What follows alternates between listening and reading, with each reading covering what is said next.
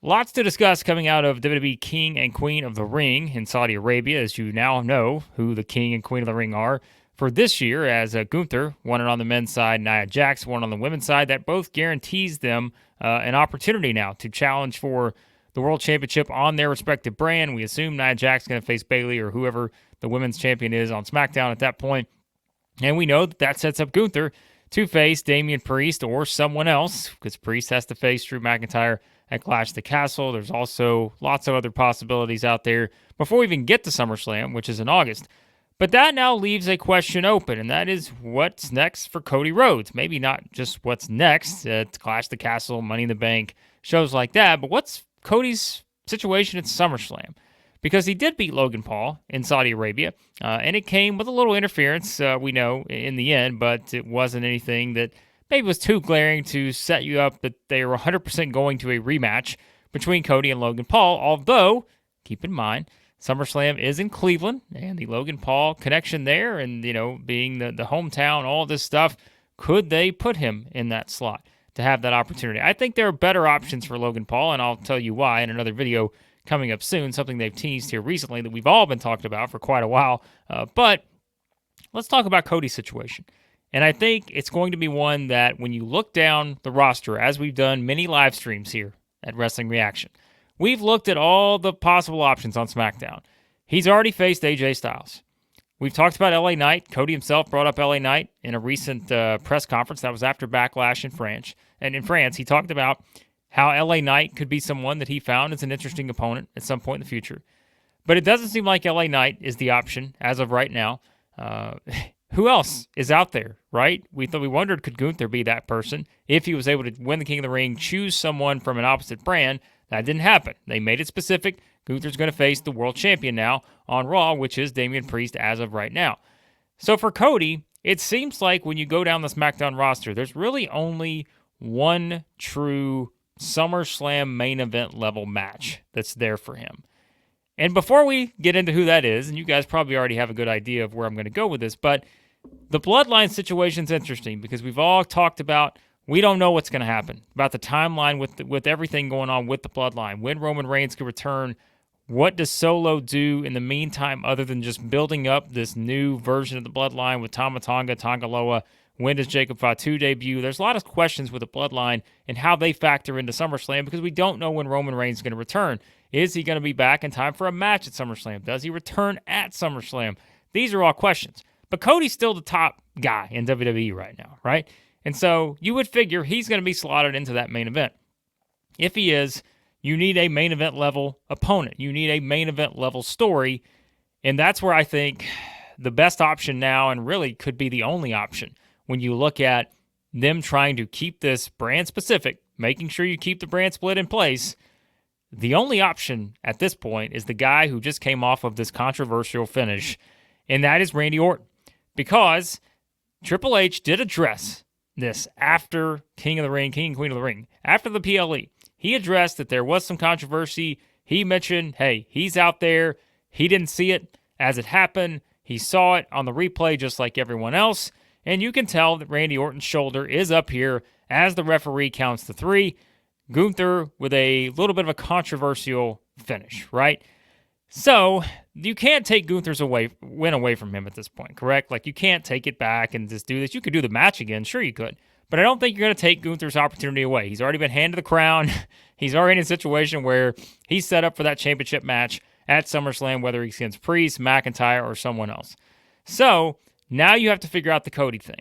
And here's how I could see this playing out based on Triple H's comments and everything else. So one of the things that Triple H said in addressing this controversial finish with Orton clearly having the shoulder up as the referee counted 3, Triple H really pushed the idea that Orton's in the back, he's hurting, right? Like, he's banged up, he's hurting the back. The selling that Randy Orton has done throughout this tournament has been tremendous, really since he came back, because he has really went all in on like selling the back issue and everything like that. And Triple H was kind of pushing, not for long in this address that he had, but he was pushing that maybe Orton's not ready for another match against Gunther to kind of, get the controversy out of this.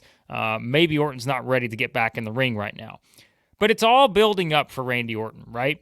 These injuries, just the wear and tear, the longevity of his career, it's all building up, especially when you're stepping into the ring week after week after week like he did during this King of the Ring tournament, and ultimately had to finish with a grueling match against Gunther and all of that. And yet, he was not King of the Ring, but he has a reason to claim why he was screwed out of it, or not, intentionally, but why he didn't get that opportunity. And so, could we see a setup here where you have Cody Rhodes, the gentleman that he is, he sees this controversy, he sees Randy Orton get the opportunity to win King of the Ring, go on to challenge for the championship. Remember, we saw the interaction between these two before we got to King of the Ring. We had a little backstage interaction between Cody and Orton. And is Cody the person, the stand-up guy that he is, that now grants an opportunity for Randy Orton to get that championship shot at him? The two former friends, the two guys who have been connected in one way or the other pretty much the entire time they've been in WWE, it feels like. And now it's Cody being the nice guy here who wants to give Randy Orton this opportunity. He feels like Randy's deserved it. He's went through all of this, all the grueling rehab, everything Orton's went through to get back to WWE, to be able to get back to performing each week, getting in the ring, all of that. And what does he have to show for it? He has a raised shoulder on the 3 count against Gunther that would have put him that much closer to being a world champion again. And so I think there's ways for WWE to work with this and to really be able to use this as an opportunity to get us to the match that you guys know I've been pushing for a long time now. I'm like, the thing to me, other than The Rock, that we know we're going to get to at this point, seems most likely WrestleMania 41. It's not going to be SummerSlam as we had projected, at least as of right now. I don't see any reason to believe it's going to be SummerSlam, although our opinion on that has changed considerably since WrestleMania 40. But now you're set up in a situation where this is the big match. Cody versus Orton, the history, the legacy, everything that's there with these two. We know that's a story that Triple H wants to tell. We know that's a match he wants to get to. I have said before that I thought they would wait to do this because you wanted to maybe put Orton in that heel run. You wanted to get him back into being the true Viper, the legend killer type scenario, all of that. But I don't know that they have to do that anymore. And quite honestly, I don't know that they can afford to wait because I don't think they have many fresh challengers out there because we've seen Cody beat Styles. We've seen Cody beat Logan Paul now. And like I said, if you guys want to go through that SmackDown roster and find someone other, in my opinion, than Solo Sikoa that meets that criteria for being a main event level SummerSlam, second biggest PLE of the year, whatever order you want to put it in, scenario, like I don't think there's anyone else out there other than Randy Orton. Again, Solo Sikoa, just because of the bloodline aspect, and maybe that's where you bring Reigns back. They could do that for that reason. But I think Cody versus Orton is the match. I think that's the one that makes the most sense because you do have a story that's already built in. And now, not only that, you had the story before the King of the Ring. Now you've got even more of the story now, given the fact that Orton was that close to getting that match against Cody. And then you have a little bit of that controversy here, whether planned or unplanned. I've seen a lot of debate about that.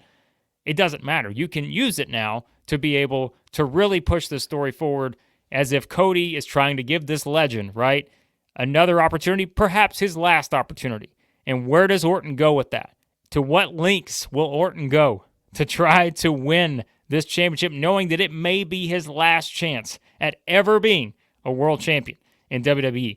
I think there's a lot of fascinating stuff there that they can really have some fun with, even if you don't go all the way, turn Randy Orton heel and all that. That also presents this question. People are singing Randy Orton's theme now. The fans are all into Randy Orton. Does that put Cody in a situation? And does WWE want to put Cody in that situation? Well, all of a sudden, maybe, just maybe, there's a little bit of that crowd that's not all in on Cody Rhodes. Maybe they're all in on Randy Orton, wanting to see the legend get that opportunity to win that championship. That's the tricky part of this.